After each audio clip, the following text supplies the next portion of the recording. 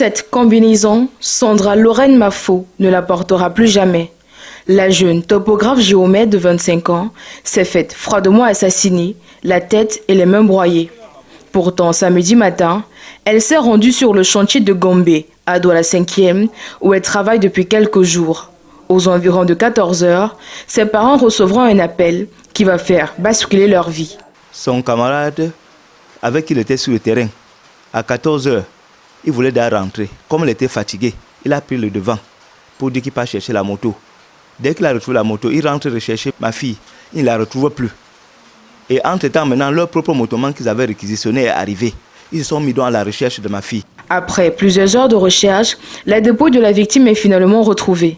Le matin, maintenant, très tôt, j'ai interpellé ses collègues. Ils m'ont indiqué la route à suivre pour les retrouver à Ngombe. En arrivant, ils étaient là sur les lieux. La gendarmerie est venue avec le médecin. On est donc entré sur le site.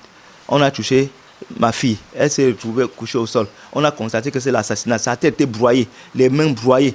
Tu sens que comment elle se défendait partout. Agnala Parizeau, la maison familiale porte le deuil.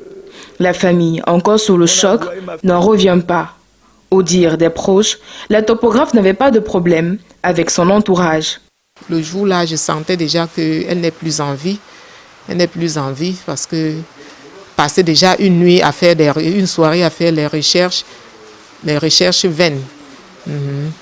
Ça prouvait déjà qu'elle n'est plus en vie. Ils n'ont qu'un seul souhait, que justice soit faite. Je supplie seulement le président Paul Biya de nous venir en aide pour qu'on puisse retrouver les coupables et que la justice puisse vraiment faire son travail. Le corps est actuellement à la morgue de l'hôpital de Lokbaba, scellé pour besoin d'enquête.